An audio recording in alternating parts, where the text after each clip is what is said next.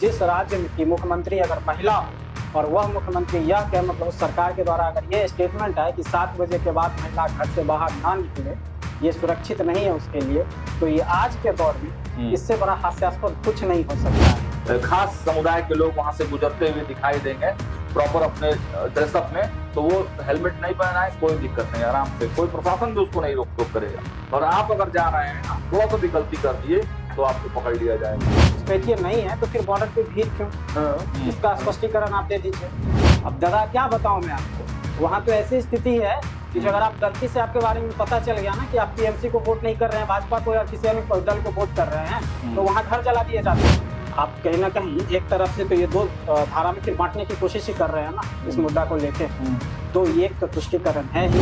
अगर वहाँ के लोग से कनेक्ट नहीं कर पाएंगे तो आउटपुट आने में थोड़ी ना थोड़ी दिक्कतें आती है। अब मिलकर तो प्रदेश कांग्रेस के नेता विधायक दल का नेता तो अभी तक नहीं चुन पाए 6 विधायक में, लेकिन इतना आप लोग बैठ के तय कर लिए कि भाई अब तेजस्वी के साथ नहीं चलेंगे। अगर कांग्रेस अच्छी सीटें ले आती तो राजेश राम ट्रम्प कार्ड हो जाते उनके लिए, राहुल गांधी। नमस्कार, आप देख रहे हैं न्यूज हाट। मैं हूं आपके साथ रितेश शर्मा। सत्ता, साजिश और सियासत कार्यक्रम में आपका फिर से एक बार बहुत बहुत स्वागत है। आज चर्चा होगी अमित शाह की, क्योंकि अमित शाह बंगाल दौरे पर हैं और आज उन्होंने बंगाल में जिस तरीके से घुसपैठ हो रही है उस पर बड़ा बयान दिया है और कहा है कि ममता बनर्जी से घुसपैठ जो है वो थमने वाला, रुकने वाला नहीं है। अगर भाजपा की सरकार बंगाल में आती है तो तार लगाए जाएंगे, बाड़ लगाए जाएंगे। जो इंटरनेशनल जो बॉर्डर है बांग्लादेश और हिंदुस्तान का, वहां पर जो है तार से उसको फेंसिंग किया जाएगा और कोई भी घुसपैठ नहीं हो पाएगा भारत में। बंगाल के रास्ते जो आते हैं और जो लोग बांग्लादेशी यहाँ मौजूद है उनको वापस जो है बांग्लादेश भेज दिया जाएगा। ममता बनर्जी ने भी पलटवार कर दिया है, दुशासन और दुर्योधन से अमित शाह की तुलना कर दी है। इस पर चर्चा होगी। इसके साथ ही साथ जो है बंगाल चुनाव नजदीक है तो वहां बिहार से जो प्रभारी बनाए गए हैं मंत्री, वो है मंगल पांडे, उनका नाम सामने आया है। तो बंगाल में जाकर के भाजपा के लिए रणनीति तैयार करेंगे और कौन कौन से नेता बंगाल जाएंगे उस पर चर्चा करेंगे। साथ ही साथ बिहार में आरजेडी और कांग्रेस में चुनाव के वक्त भी ठीक कुछ नहीं चल रहा था और अभी तो बिल्कुल भी बिगड़ती हालत में है दोनों का रिश्ता।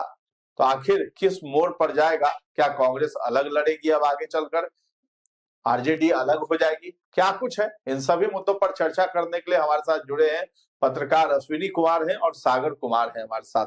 तो सागर जी, क्या लगता है अमित शाह जिस तरीके से ममता बनर्जी पर आज हमला बोल रहे थे, ममता बनर्जी भी पीछे नहीं हटी है, कह दिए कि शकुनी के चेले आए हैं यहाँ पर। तो क्या अमित शाह मतलब जो कह रहे हैं, भविष्यवाणी कर रहे हैं कि 2026 में जो है हम आ ही जाएंगे, 3 से 77 पर आ गए हैं, अब आराम से यहाँ हम आ सकते हैं। तो देखिए, इन सब बयानों के पहले हम लोग चर्चा इसकी कर ले कि बंगाल का चुनाव अभी 4 महीने है और कमान जो है संभाल लिया है अमित शाह ने। अमित शाह के बारे में जानते हैं ना आप, क्या कहते हैं उनको?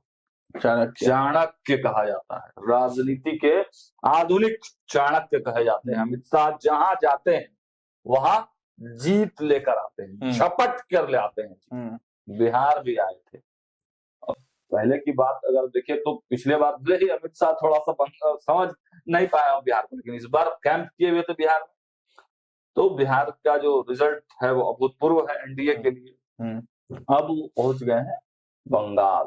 केवल पहुंचे नहीं है, भाजपा के बहुत सारे नेताओं का कार्यक्रम बनता है, पहुंचते हैं, लेकिन अमित शाह को वहां कमान दे दिया गया। प्रेस कॉन्फ्रेंस किया है अमित ने, पत्रकारों के सवालों के जवाब दिए। घुसपैठिया वाला जो मुद्दा है उसको एकदम प्रमुखता से अमित शाह ने रखा है और नेशनल सिक्योरिटी की बात कही है। साफ कहा है कि जब बंगाल में भाजपा की सरकार बनेगी तब फेंसिंग का जो काम होगा वो पूरा होगा, क्योंकि ममता बनर्जी बाउंड्री पे जो फेंसिंग होना है उसके लिए जमीन नहीं दे रही। और यह भी कहा कि भाई जो घुसते हैं घुसपैठिए, तो वो तो पहले बंगाल के गांव में घुसते हैं, तो पटवारी क्या कर रहा है ममता बनर्जी का, प्रशासन के लोग क्या कर रहे हैं, तो इसको लेकर बड़ा हमला ममता बनर्जी पर है।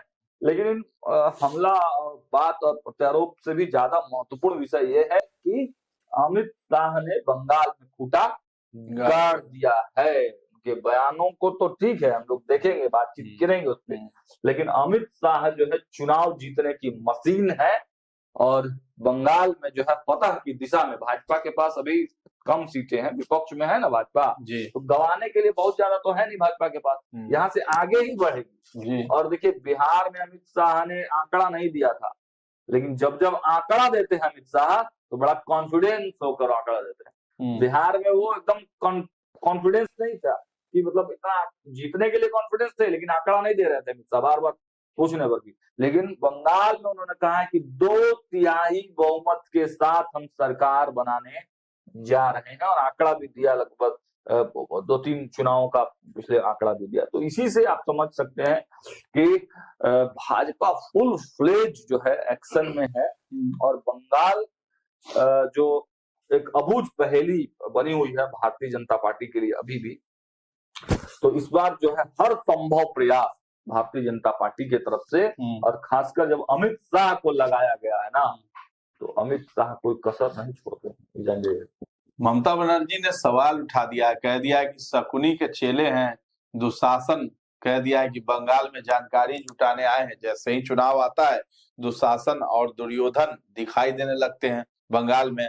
और बीजेपी जो कह रही है कि ममता बनर्जी ने जमीन नहीं दी है, तो उन्होंने बताया है, जिक्र किया है कि पेट्रा पोल और अंडाल में जमीन किसने दी, सवाल कर दिया है कि अगर हम जमीन नहीं दे रहे हैं फेंसिंग के लिए तो ये जमीन किसने दी है, ये बात कह दिया है।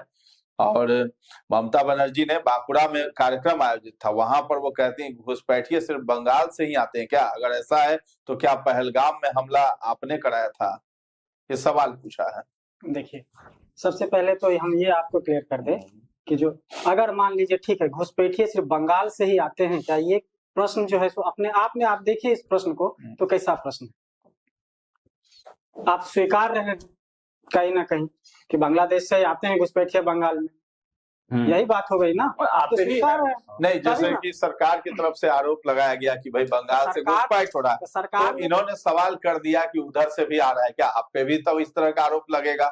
तो इसका मतलब हर जगह छेद है, तो हम क्या कहें कि आपका छेद बड़ा है हमारा छेद छोटा है, ये करिएगा।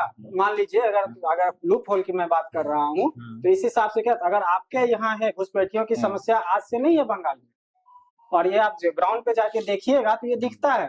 अगर मान लीजिए वहाँ घुसपैठिए नहीं है, ठीक है, तो आपने तो SIR देखा बिहार में, मैं ममता बनर्जी की बात कर रहा हूँ, SIR तो बिहार में हुआ ना, और आप भी जगह जगह घूमे हैं, आप भी जगह जगह घूमे और हम भी जगह जगह घूमे। आपको क्या कहीं लगा कि जो जमीन स्तर पे लोगों में SIR को लेकर कोई नाराजगी है, लोगों को क्या कोई मतलब था SIR से, या किसी ने कोई ऐसा आके कंप्लेन किया कि मेरा नाम कट गया, मैं वोट नहीं दे पाया, कोई एग्रेशन था, कोई चिट्ठी, कोई पत्री? कांग्रेस पार्टी को छोड़ देते और सिर्फ एक राजनीति थी, सिर्फ कांग्रेस पार्टी थी, बस वही विद्रोह कर रहे थे। और कांग्रेस पार्टी में भी जो उनके कार्यकर्ता लेवल के जो भी थे ना, वो भी इस मुद्दे से संतुष्ट नहीं थे, में कोई दिक्कत नहीं था, उनके कार्यकर्ता तक संतुष्ट नहीं थे इस मुद्दे से भाई। और तो बंगाल में फिर क्यों बिलबिलाहट हो गई आपने, क्यों? आप देखिए जैसे ही SIR का नाम आया उस समय से बंगाल के बॉर्डर पे भीड़ लगनी क्यों शुरू हो गई? तो कहीं ना कहीं खामियां तो है ना, कभी तो। और रही बात तो अमित शाह ने कहा हम तो 60 लेटर लिख चुके हैं, अगर आपको इतनी दिक्कत थी तो आप जमीन प्रोवाइड कराते, पहली बात। और आप मानिए नहीं मानिए कि जिस राज्य में की मुख्यमंत्री अगर महिला हो और वह मुख्यमंत्री यह कहे, मतलब उस सरकार के द्वारा अगर ये स्टेटमेंट है कि 7 बजे के बाद महिला घर से बाहर ना निकले, ये सुरक्षित नहीं है उसके लिए, तो ये आज के दौर में इससे बड़ा हास्यास्पद कुछ नहीं हो सकता है। बिहार में 2005 से पहले ये चीजें होती थी और कहा भी जाता था, यहाँ के भी मुख्यमंत्री ने कहा था कि जो दुकानें बंद कर लो भाई, इतने बजे के बाद दुकानें बंद करा दी जाए, क्योंकि कोई गारंटी नहीं है, अगर सब कुछ आपके हाथ में फिर कोई गारंटी नहीं है आपके पास, और आप बोल रही तो कहीं ना कहीं आप लचर हैं, आपके यहाँ घुसपैठिए हो रहे, घुसपैठिए हैं, क्योंकि SIR में भी जो नाम कटे हैं आप देखे वहाँ 58 लाख के आसपास वहां से नाम कटे हैं। और कहीं ना कहीं बंगाल में जो है ना दिखता है, मतलब जो चीजें हैं वहां पर तुष्टिकरण जो है ना साफ तौर पे दिखेगा आपको। अगर गाड़ी पर बैठकर आप जा रहे हैं और उधर से किसी दूसरे, नाम उस चीज को हम नहीं लेना चाह रहे हैं, लेकिन किसी खास समुदाय के लोग वहां से गुजरते हुए दिखाई देंगे प्रॉपर अपने ड्रेसअप में, तो वो हेलमेट नहीं पहना है, कोई दिक्कत नहीं, आराम से कोई प्रशासन भी उसको नहीं रोक टोक करेगा। और आप अगर जा रहे हैं, आप थोड़ा सा भी गलती कर दिए तो आपको पकड़ लिया जाएगा, ठीक है। तो प्रशासनिक दृष्टिकोण से, सरकारी दृष्टिकोण से वहां पर एकदम भेदभाव साफ दिखता है, तुष्टीकरण एकदम ममता बनर्जी की दिखती है। और लोकतंत्र में इस तरह का भेदभाव नहीं होना चाहिए भाई। अगर घुसपैठिए की जहां तक बात है तो घुसपैठ तो बंगाल से हो ही रहा है। आप देखिए, अगर घुसपैठ बंगाल से नहीं हो रहा है तो आप बंगाल के 8-10 जिले ऐसे हैं जहाँ पे आप डेमोग्राफी देखेंगे तो अचानक उसमें बदलाव आएगा। बदलाव हुआ ही है। आपको मैं गिना दूं, मुर्शिदाबाद हो, मालदा हो, उत्तर दिनाजपुर हो, वीरभूम हो, साउथ 24 परगना हो, इन सब जैसे मतलब इससे ऐसे करीब 10-12 ऐसे जिले हैं वहाँ जिसमें जो डेमोग्राफी चेंज है वो अप्रत्याशित है। तो आखिर कहाँ से आए? तो ये तो है, बातें हैं ना। और लगातार लाइन लगा हुआ है ना, भाग रहा है SIR के डर से ही ना भाग रहा नहीं है वहाँ पे, घुसपैठिए नहीं है तो फिर बॉर्डर पे भीड़ क्यों? इसका स्पष्टीकरण आप दे दीजिए। तो देखिए, अब बाकी दोनों राजनीतिक दल है वो आपस में चुनाव लड़ेंगे, उनका तो ठीक है, इनका आरोप होगा, उनका जवाब होगा, उनका आरोप होगा, इनका जवाब होगा। लेकिन जो चीजें दिखती हैं, लेकिन अश्वनी जी कि दूसरे राज्यों में भी ऐसा नहीं कि पूरे भारत में भाजपा की सरकार है, अलग अलग स्टेट में अलग अलग सरकारें हैं। बिल्कुल, इतना कॉन्फ्लिक्ट कहाँ दिखता है? सरकार जब कॉन्फ्लिक्ट में ही रहेगी तो विकास कैसे होगा? वही तो बात मैं कह रहा हूँ ना। तो आप तुष्टीकरण करिएगा तो कहीं ना कहीं तो परेशानी तो होगी।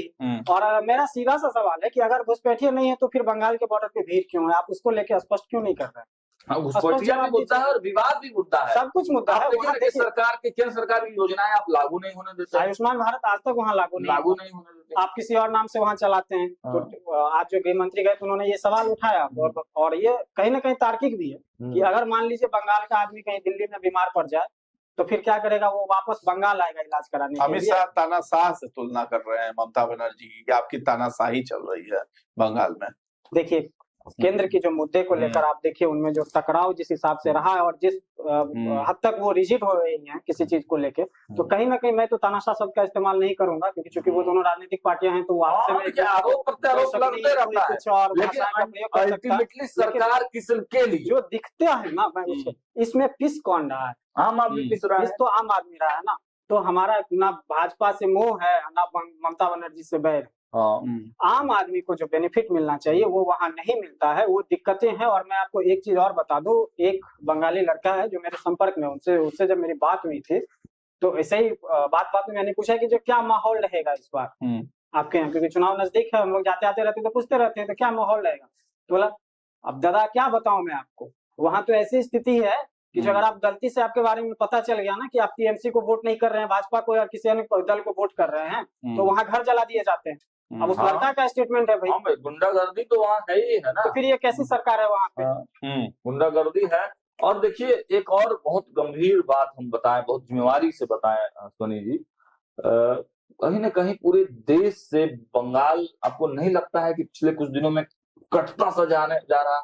बिल्कुल, भावनाएं हैं पूरे देश की अलग रहती है, राष्ट्रवाद की भावनाएं होती है, लेकिन यहाँ पर थोड़ा सा पूरे देश के भावनाओं से बंगाल थोड़ा सा अलग होते जा रहा है। अब सीधी सी बात क्यों हो रहा है? जिस वंदे मातरम पे आज चर्चा हुई कुछ दिन पहले सदन में, उस वंदे मातरम का अगर विरोध बंगाल से किया जाए तो इससे बड़ा आश्चर्य की बात कुछ नहीं हो सकता है। आप इससे ज्यादा अगर हास्यास्पद और इससे ज्यादा आश्चर्य की बात कुछ हो सकता है क्या? आश्चर्य की बात कुछ हो सकती है कि जो वहां से ही वो आदमी निकले। और आपको बता दूं कि वो इंटरेस्टिंग फैक्ट है इसमें, जब वंदे मातरम की रचना हुई थी तो उस समय जो कांग्रेस का एक अधिवेशन हुआ था, इसमें उसका समर्थन किया गया था। और वंदे मातरम का कॉन्फ्लिक्ट कहां से शुरू हुआ? जब जिन्ना के माइंड में 2 नेशन थ्योरी आया, उस समय से वंदे मातरम का विरोध किया गया। तो उससे पहले क्या भारत में मुसलमान नहीं रहते थे क्या? उससे पहले भी भारत में मुसलमान रहते थे। और कांग्रेस के उसी अधिवेशन में वंदे मातरम का समर्थन किया गया और एक राष्ट्रवाद को जगाने के लिए उसी गीत का इस्तेमाल किया जाता था। और उस समय भी तो मुसलमान थे, और वही मुसलमान भी तो मतलब देश की आजादी में लड़ाई थे, उनको तो कोई विरोध नहीं था। तो अचानक आज के दौर में जो आपके यहाँ से जो एक गीत जो पूरे देश को आजाद कराने के लिए इतना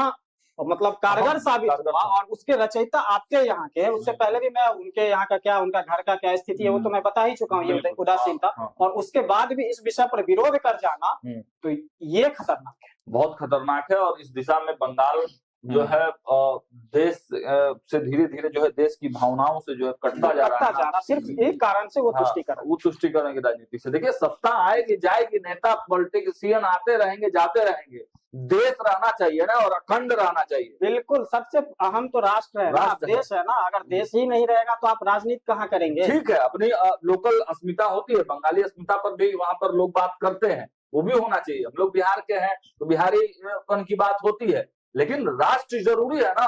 राष्ट्र में, राष्ट्र के स्ट्रक्चर में हम फिट हो रहे हैं, राष्ट्र की भावनाओं के प्रति जो है हम ठीक ठाक रहे हैं, तो इसको लेकर भी बंगाल में जो है ना एक अलग तरह की क्रांति जो है वो देखने को शुरू से मैं बोल रहा हूँ। और आप वहाँ देखिए, एक सीधी सी बात है, मैं ये नहीं करूँ, मैंने बोला ना कि मुझे ना भाजपा से मोह है ना ममता बनर्जी से बैर है। मैं एक आम आदमी के हैसियत से और जो पत्रकार के नाते मैं देखता हूँ वो बता रहा हूँ। अभी आप थोड़ी देर पहले मुर्शिदाबाद की घटना देख लीजिए, हुमायूं का। आप देखिए, जिस देश में सुप्रीम कोर्ट का कानून था, आया ना, फैसला आया राम मंदिर बना, कहीं पे और आपको पूरे भारत में बाबरी मस्जिद को लेकर कोई विवाद दिखा क्या? पूरे भारत में कहीं देखिए, जहाँ से शुरू हुआ वहीं पे राम मंदिर जहाँ जगह दिया गया, वहाँ कुछ नहीं हुआ, वहाँ कोई दिक्कत नहीं हुई, किसी को कोई दिक्कत नहीं हुई। और बंगाल में भी नहीं था आज तक बंगाल में। लेकिन जब चुनाव आया, जैसे ही चुनाव नजदीक आया, अचानक से ये मुद्दा उठ गया। और एक और हास्यास्पद तर्क जो दिया जाता है बंगाल के जो प्रवक्ता हैं बाकी लोगों के द्वारा और उनके नेताओं के द्वारा, टीएमसी के नेताओं के द्वारा, कि जो पार्टी से निष्कासित कर दिया। क्या आपकी भूमिका सिर्फ यहीं तक है कि आप पार्टी से निष्कासित कर दें? एक ऐसा चीज जो डिस्प्यूटेड है, आप देख चुके हैं, कोर्ट का इस पे फैसला आ चुका है, और उस नाम का मस्जिद मुर्शिदाबाद में बनता है, उस समय आपकी पुलिस चुपचाप रहती है, वहां खुलेआम ईंट गिरता है। तो ये क्या है? आप कहीं ना कहीं एक तरफ से तो ये दो धारा में फिर बांटने की कोशिश ही कर रहे हैं ना इस मुद्दा को लेके।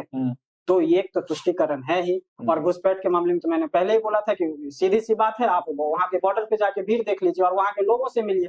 मैंने तो अभी एक उदाहरण दिया ना, और ऐसे एक नहीं, ऐसे कई सारे उदाहरण। तो कहीं ना कहीं अति ये हो रहा है, ये तुष्टीकरण है, और तुष्टीकरण नहीं होना चाहिए। सरकार किसी को, भाजपा भी अगर तुष्टीकरण करेगी कहीं जाके, तो मैं उसका भी विरोध करूंगा। कुल मिलाकर लब्बो-लुबाब यही है कि जनता के हित में और देश, और अगर मन में ध्यान में रख के, और मन में अगर खोट नहीं, अगर मान लीजिए सीधी सी बात है रितेश जी, आपके मन में अगर कोई खोट नहीं, ठीक है, और मैं आप पर किसी तरह का आरोप लगा रहा हूँ कि आप ये नहीं दे रहे हैं तो इस कारण से ये काम नहीं हो रहा है, आप स्टोरी नहीं दे रहे हैं तो पब्लिश नहीं हो रहा है, तो अगर आपके मन में खोट नहीं रहेगा तो आप क्या करेंगे? सबसे पहले क्या करेंगे? स्टोरी देंगे ना कि जो भाई मेरे कारण से काम क्यों रुकेगा।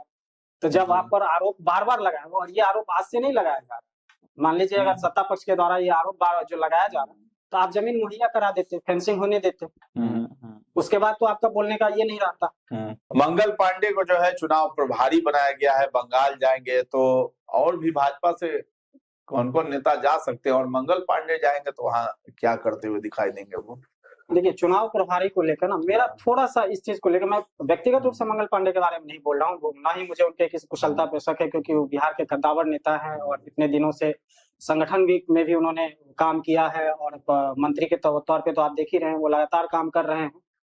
लेकिन बंगाल में क्या हो ना, और भाजपा की क्या स्ट्रेटेजी है, ये तो खैर हो सकता है कि भाजपा बिहारी वोटर को वहाँ ये करना चाहे, मतलब जो बिहार से संबंध रखते हो और जिसका बिहार के प्रति सेंटिमेंट हो, इस तरह के अगर वोटर का ये सोच के भेजी है तो ये अलग बात हो सकती है। लेकिन आप देखिए ना, जो जिस तरफ का हो ना, अगर वहां के लोग से कनेक्ट नहीं कर पाएंगे तो आउटपुट आने में थोड़ी ना थोड़ी दिक्कतें आती है। आप देखिए, वहां वैसे लोगों को होना चाहिए। मेरा व्यक्तिगत तौर पर, मैं बार बार कह रहा हूँ कि मैं पर्सनली उनको नहीं कह रहा हूँ। जैसे कि आप देखिए झारखंड में, अगर झारखंड में मंगल पांडे रहते तो वहां की परिस्थिति कुछ और हो सकती थी, क्योंकि मैं झारखंड का कार्यालय गया, बीजेपी ऑफिस में मैं गया, वहां देखा तो जो वहाँ मूल रूप से जो झारखंडी है ना, वो कनेक्ट ही नहीं कर पा रहे थे वहाँ भाजपा से अपने आप को। वहां से भेज दिया गया उनको हेमंता विश्व शर्मा को, और वहाँ के कार्यकर्ताओं की ये शिकायत रही थी बार बार कि जो फीडबैक ही वहां तक नहीं पहुंच पा रहा है, क्योंकि लोग कनेक्ट नहीं कर पा रहे हैं। और वही अगर बंगाल में आप देखिए तो ममता बनर्जी, ठीक है, आपकी सरकार तुष्टीकरण जो भी है वो हो रहा है, लेकिन महिलाओं के लिए उनकी जो काम कर रहे हैं, मतलब जो उनकी योजनाएं चल रही है, वो बहुत सारी योजना महिलाओं के लिए वहां चला रही है। अब उसमें कितना उसका एग्जीक्यूशन और किसके लिए ये हो रहा है, ये पूरी तौर पर भी पुख्ता हमारे पास नहीं है, तो इस पे मैं आरोप प्रत्यारोप नहीं करूंगा। लेकिन हमारे हिसाब से बंगाल में ऐसा आदमी होना चाहिए था ना, जो उस चीज को कनेक्ट, और भी लोगों को भेजा जाएगा। जैसे कि आपको मैं एक नाम बता सकता हूँ कि हमारे हिसाब से स्मृति ईरानी, वो अच्छा बांग्ला भी बोल लेती हैं, और महिला भी हैं और मुखर होके बोलती हैं, और संगठन में भी काम करने की उनकी जो क्षमता है वो बड़ा अद्भुत रहा है, और अच्छा संगठन में के तौर पर काम की। तो मेरे हिसाब से वैसे लोग को अगर भेजा जाता, संघर्ष करने वाली नेता है, संघर्ष करने वाले नेता है, तो वैसे लोगों को अगर भेजा जाता तो वो ज्यादा कारगर साबित होता। अब ये मैं नहीं कह रहा हूँ कि मंगल पांडे फेल हो जाएंगे, देखिए अच्छा कर ले। देखिए, चुनाव प्रभारी तो बनाया ही गया है, जो लेटर 25 सितंबर 2025 को आया है, तो उसमें भूपेंद्र यादव को प्रदेश चुनाव प्रभारी बनाया गया है, और श्री विप्लव कुमार देव जो है उनको प्रदेश चुनाव सह प्रभारी बनाया गया। तो चुनाव के समय चुनाव प्रभारी भी बनाए जाते हैं भाजपा में। तो देखिए, भारतीय जनता पार्टी राष्ट्रीय स्तर की पार्टी है, और संगठन की दृष्टि से वहां पर प्रभारी भेजे जाते हैं। प्रभारी केवल पब्लिक के कनेक्टिविटी के लिए तो वहां के लोकल नेता है।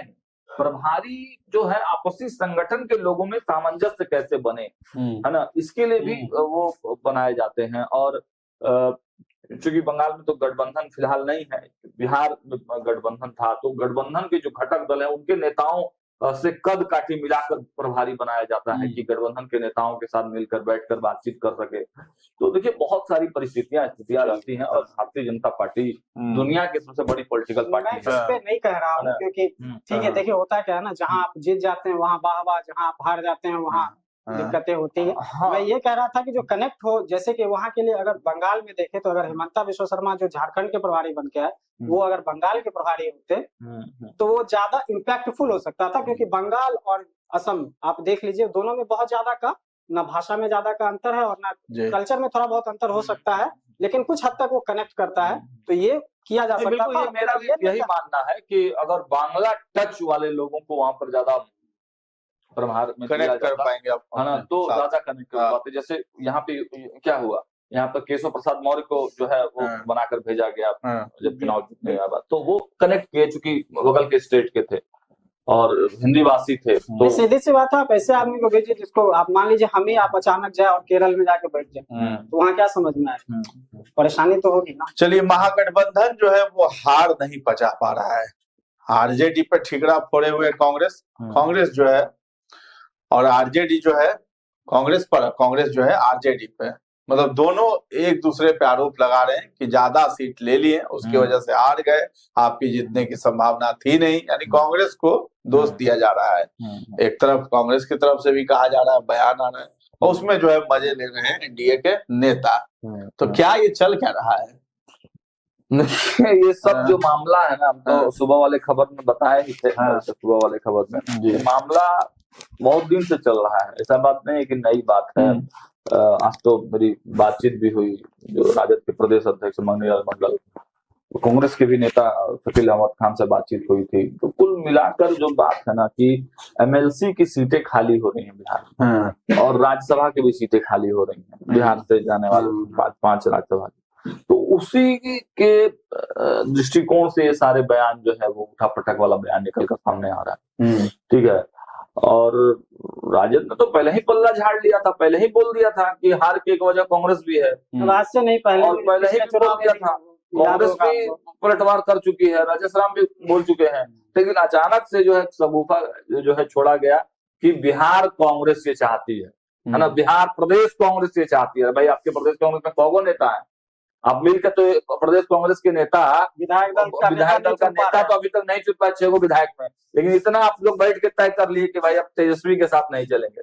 मोहर तो राहुल गांधी ने, है ना, आज तो मंगनीलाल मंडल ने कह दिया कि मेरा गठबंधन राजीव गांधी से था, इंदिरा गांधी से था, राहुल गांधी से है, खड़गे से है, प्रदेश कांग्रेस से थोड़ी ना है।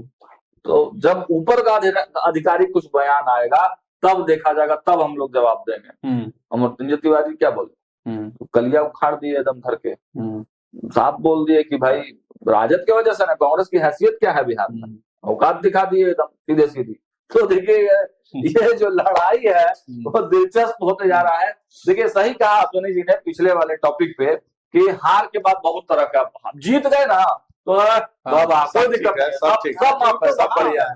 जिनको बना के भेजे वाले उन्होंने शानदार काम किया। और हार गए तो भाई फिर उसमें 10 नुक्स निकलेगा कि आज अगर कांग्रेस अच्छी सीटें ले आती तो राजेश राम ट्रम्प कार्ड हो जाते उनके लिए, राहुल गांधी के लिए। लेकिन राजेश राम भाई चुनाव हार गए हैं तो उनको कुछ चाहिए ना भाई।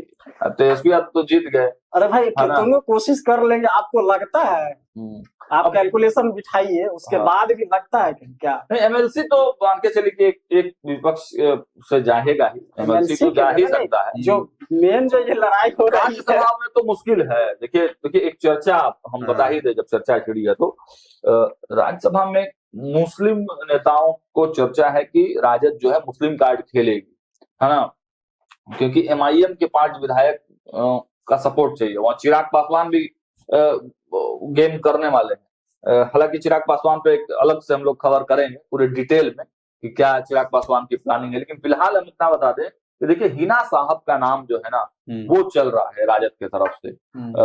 हालांकि इस सवाल मैंने पूछा लेकिन वो इग्नोर कर गए, अभी नाम खोलना नहीं चाह रहे थे, लेकिन चल रहा है कि हिना साहब को अगर भेजा जाए और सपोर्ट मांगा जाए एमआईएम के 5 विधायकों से, तो वो 5 विधायक जो है हिना साहब के नाम पे दे सकते हैं, क्योंकि भाई मुस्लिम का हित क्यों चाहेंगे, मुस्लिम की पार्टी है। तो हिना साहब का नाम अभी जो है चल रहा है, और यही जो है कांग्रेस की दिक्कत मुझे लगता है कि है।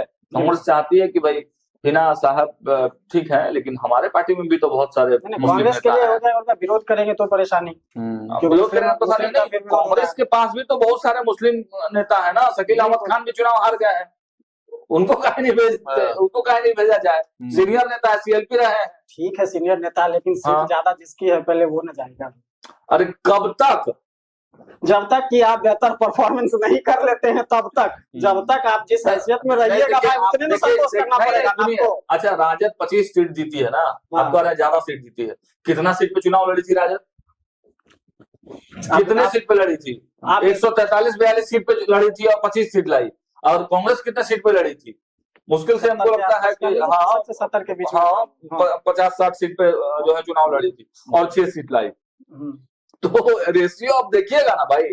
तो कांग्रेस को भी चाहिए कुछ कि हमेशा खाली सपोर्ट करते रहे 8 बूंद के। तो कांग्रेस यही चाह रहा है कि भाई आप हमको दीजिए, हम आपको आगे सपोर्ट करेंगे, नहीं तो फिर खत्म। बाकी राज्यसभा और एमएलसी के लिए बाकी चुनाव में देखा जाएगा। जब कोई फायदा ही नहीं है तो किस बात का गठबंधन? तब तक 4 साल आप अपने घर रहिए, 5 साल आप अपने घर, हम अपने घर। हाँ, और फिर जब चुनाव आएगा इनका, राहुल गांधी का, जब राहुल गांधी का मतलब 29-30 वाला, तब फिर आ जाएंगे राहुल गांधी। एक बार मटन उटन बनेगा, लालू उसके बाद फिर माहौल बनेगा। कुल मिलाकर सीट की लड़ाई है, पहुंचना है, एमएलसी बनना है, राज्यसभा बनना है, भेजना है। इसलिए जो है ये अब एनडीए में भी प्रेशर पॉलिटिक्स, एनडीए में भी यही प्रेशर पॉलिटिक्स अभी चल रही है। जीतन राम मांझी, उपेंद्र कुशवाहा, सब लोग दाव चल रहे हैं। कुशवाहा मांझी में भी लड़ाई इधर चल रही थी एनडीए में। अब महागठबंधन की भी शुरू हो गई, तो ये तो शुरुआत है।